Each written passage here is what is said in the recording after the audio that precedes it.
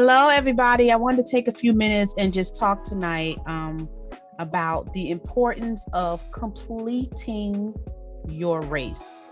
Um, Many times we get so caught up into the idea of starting something, whether it's starting a business, whether it's starting, a relationship, whether it's starting a friendship, whether it's starting a job, whatever it is, complete the race. Ephesians, I want you to look at something in Ephesians chapter 3, verse 19 says, and to know this love that surpasses knowledge, that you may be filled to the measure of all the fullness of God. It's important for us to finish the race, not for the purposes of just being able to say we did something or accomplish something, because that's where you get fulfillment in doing the thing that has been placed on the inside of you. When you start to focus on what it is that you're good at, or what it is that you or direction that you want to go, there's a fulfillment that comes with that. There's a contentment that comes just from being able to honor the things that are inside of you. You hear a lot of people talk about especially like people like Miles Monroe and different people, where they talk about not dying. How the greatest, how the worst thing you could do is live a life without purpose. It's a difficult thing to live your life and to just be living from day to day, which is why I did a post today and I said, are you living by design, or are you living by default? And some of us have learned how to live by default, meaning that there's no push to do anything. You get complacent where you are. And it doesn't mean that you have to be always doing and driven all the time, but you should be able to get to a point to where your actions are moving you in a direction of where you're supposed to be. If you're not growing, anything that sits still dies. If you leave eggs on the counter, right, for a very long time, it will begin to die. If you take a piece of meat, stick it on the counter, leave it there, and let it just sit, it'll die. It'll go bad. You have to be careful about allowing things to sit too long. And because it'll sour, it'll go bad, it'll die. There are some things that God has placed on the inside of you that has to be activated. The more you just allow it to sit, eventually it'll go bad. Eventually it will cause discontentment. Because let me tell you something, when there's something on the inside of you that's there and has yet to be fulfilled, you get uncomfortable with life. You ever notice that you work on a job somewhere and you realize, okay, I don't want to be here, you know. And so you get frustrated. You take it out on people that are there at your job that has nothing to do. Most of the frustration, you have to really look at why people are frustrated. Now I look at when people are mad and snappy all the time, I'm wondering, what is it about your life and your purpose that you haven't yet to fulfill that's causing you to be snappy and mad all the time? Because that's the only time we're mad, is when we're discontent, when we're not happy, when we're not doing the very thing that we know that we were called to do. Sometimes finding out the thing that we're supposed to do is not really that far from us. We Most of the stuff that we struggle with is being able to get past the fear of being able to just do it. There are going to be some instances where you may need a strategy to be able to bring it to pass so you can be successful with it. But I beg to differ that a lot of the most of the struggle that people have is that the fear of just being able to do it. Sometimes you don't know. A baby doesn't know that it can walk until it starts walking, till it starts, trying to stand up. Most of the time we won't go unless we have it all figured out. If we don't have, we won't stand up and attempt to walk because we don't have it all figured out. We have limiting beliefs and different things that we battle with on a day-to-day basis that prevent us from pretty much moving in the direction that we know we should go in. Just because you move in a direction don't mean you always know exactly. Sometimes you just don't know until you go. Sometimes, things don't unfold until you start walking in that direction. And so I was thinking about that. I was listening to I think it was Bishop Bronner, and he was talking about I just happened to see a little TikTok video, and he was just saying anything you let sit dies. And I started to think about that, and I thought, whoa, he has a point there. because, and, and I started to look at all the examples and I thought, wow, that really kind of stirred me up and made me realize that, though you may have seasons and moments in your life where you are still trying to figure things out, don't allow yourself to sit too long and allow stuff to die inside of you. Don't allow yourself to be at that job for 20 and 30 years and that you have a vision to do something that's going to impact people and that's going to require a good part of your time. Don't allow yourself to sit somewhere for past your season, because there's going to be times where you do have to sit still and know, that God's got everything worked out. There are going to be different phases in your life where you may have to work for a little while to support your dream. There's going to be some times where you may have to just say, you know what, I don't really want to do this, but I have to do this temporarily. But don't get stuck there. Don't get stuck. And I'm not saying there's anything wrong with working a job, because some people, that is their calling. Some people are supposed to be working for somebody else. Maybe there's a gift or talent that they have that helps that adds to that particular position at their job. So entrepreneurship, when it comes to entrepreneurship, I know when I started entrepreneurship, it was really out of survival. And I realized that when I moved from entrepreneurship to owning a business, there had to be a shift in how I saw my business.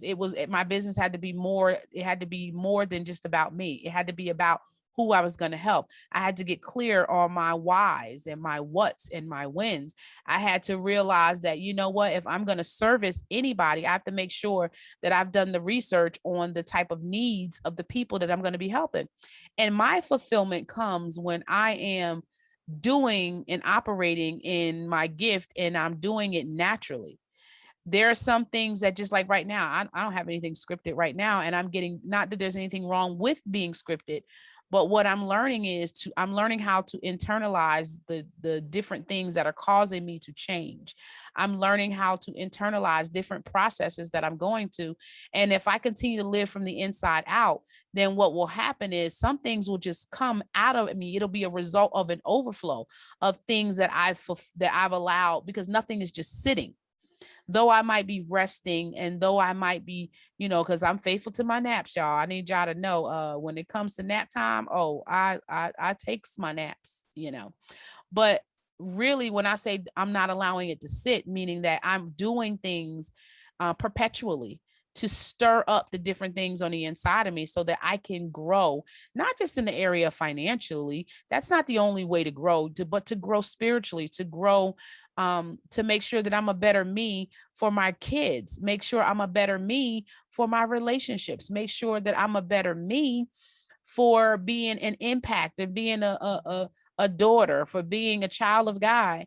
I want to make sure that when I get up in the morning, that I'm emptying out everything that is on the inside of me, and that I'm doing everything that I need to do for that day.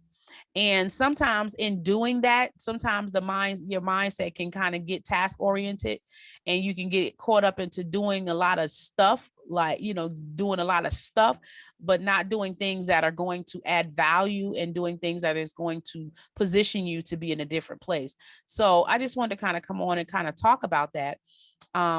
Many of you know, that I do have an online school, Becoming a Woman of Proverbs. I'm sorry, Woman of Proverbs coaching.com. And I want you guys to really consider taking some of the life classes, because I really believe that just like hurt people, transform people can transform people. And I believe that there are some things in your life, even so, that you have experienced, that I want to be able to show you how to take those experiences and turn them into life lessons. Because, we always hear it's always like a cliche where we say stuff like, experience is a teacher, you know, it takes someone like me to know, when you think about that song, but it really is. Experience is a teacher. Some of the things that, the Bible even talks about how the older should teach the younger. There are some lessons that that you have experienced in your life, that you have gained wisdom from, that people need to hear. I recently wrote a post and I said, don't die, don't die with my stuff. inside of you. There are some things that there is some wisdom God uses. He uses people. There are some things that are on the inside of us that we have gained wisdom from, and we can be able to help somebody else. Let me tell you something. Don't allow people to make you feel like because your lesson was different than their lesson, that there's no wisdom that come from it and that there's nobody that can benefit from that. I beg to differ. What's in your package? Romans, let's look at Romans chapter 12, verse 6. It says, we have different gifts according to the grace that's given to us. We all have different gifts that have been given to us according to the grace of God. You may not be able to do what I do, and that's fine. You might be able to do something else. You might not be a coach. You may not be a author. Maybe you are a baker. Maybe you are somebody that fixes cars. Maybe you are somebody that is a motivational speaker. No matter what it is, your gift is not different than mine.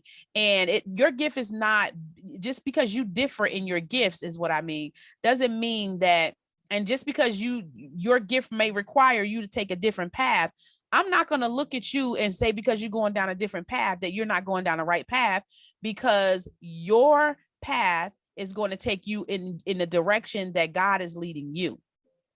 And even it's something I'm even learning, even as a coach, when it comes to helping people with their experiences and teaching them how to turn them into life lessons. You have to make sure that you're not crafting a goal based on what you're doing. You have to be able to look at where they're going and be able to help them take their dreams and their goals. Even when it comes to my clients, when I'm building out systems and helping my clients with their vision and with their business, I'm not building their business based on what I want. I'm looking at, their needs. I'm looking at what is it that they need? What do they need to get them to where they need to be? And so sometimes we have to make sure that we realize that, some people are going to have to some people might be in a go, go, go mode. And then there may be some people who may be called to just sit down for a season, because there are some things that God may want to impart in you, and you have to sit down in order to receive. And then there are some people who have been through that sit down season, and it's time for them to move. And so you have to figure out where you are in your season so that you're not moved by what somebody else is doing in their season, in their life. And that's always been a thing for me, because I always felt like and that's how I was being pulled from to and fro from different things and different people, because I was being pulled. Oh, well, if they're doing this, that must be the direction I must be going, because that looked like that's the best way to go. But I didn't take the time to ask God, what direction am I supposed to go? And that's how I was getting pulled all over the place, and being a master, being able to do, how does that saying goes? It says being a jack of all trades and the master of none, because you have that shiny object syndrome, where you see them doing that. Oh, I want to do that. And instead of you learning from people and looking at even the thing, instead of you learning from people and looking at it and saying, you know what, and getting inspired, what happens is you start trying to go down their path, and you realize that God didn't give you the grace to go down that path. So I want you guys to really take some time, no matter what it is, I want you to find out, because you'll never know the wealth that God planted in you until it comes out of you, right? You have to release your ability before you die. You can't, it's like I said, when I gave the analogy that I heard earlier about anything that you let sit too long will eventually die. What happens is, just think about it. When you're in a relationship and there's no intentionality, there's no, you're not doing anything with intention, you're just kind of just going with the flow. What happens is, over time, things begin to die. Your excitement begins to die. I know I've been married for 15 years, my first time. And, and the second time I was married 5 years before my husband passed away. And one of the things I've learned in my second marriage before my husband passed away, and we used to talk about it all the time, is that we were going to be intentional. We took the lessons from our previous relationships and said, okay, you know what, this is what we did, and we observed some. And I think too, and I just want to add this too, and I know this doesn't have anything to do with the subject, but I just want to mention this while I'm thinking about it, is that sometimes we don't take time enough between relationships to sit back and reflect And we do that not just in relationships, in business, and in every decision-making process that we make. If you're constantly in a habit of making bad choices, sometimes you have to sit back and reflect and think, what did I do wrong? What did I do differently? And so that you can be different in a different business, in another business, or even in the business that you're in now, or so you can be a better you, or so you can be a better husband or a better wife or a better girlfriend, boyfriend, however you want to look at it, a better parent. We are we are so used to just getting. We need to take time to just sit back and just, and figure out, okay, God, which direction are you leading me? Which path, based on the season that I'm in now, which path are you leading me in? And it's okay, because sometimes it takes time. And sometimes when we look at the speed of other people and we see them going, and we think because they're going 100 miles an hour, that's where we're supposed to go. Sometimes that's not always the case. I need to let you know, sometimes that is not always the case. Just because they're going at 75 miles an hour, you might be called to go 30 miles an hour until you get to a certain destination. Just like there's certain highways that have different speeds. Guess what? Everybody's destination has different speeds and different paths. You might be able to go to Germany and you might be able to drive 100 miles an hour. But if you're here in Atlanta, Georgia, you can't go 100 miles an hour, boo-boo, or you're going to get a ticket, or even possibly get yourself or somebody else hurt. So my thing is, I just wanted to kind of come on and just encourage you guys to, do inventory, find out what it is that you're supposed to do. And if you need help with that, I want you to go and visit my website, womanofproverbs coaching.com, and let me help you. You can set up a consultation call with me, and I can help you kind of figure out some things about, what you want to do, and let's, help develop a plan to get it done. Because, whether you know it or not, people are dying left and right, and they're dying with their gifts inside of them. There are people that are waking up and living their life haphazardly and not really paying attention to the things that are going on around them. And that's what happens when you're just existing. You don't really care or even bothered around the things that are happening around you. You just focus on just the moment, But I want you to be able to change that. I want you to start living a life, and I want you to start living a life of purpose, a life of intentionality. I want you to live a life by design, and that only one who knows the design of your life is God.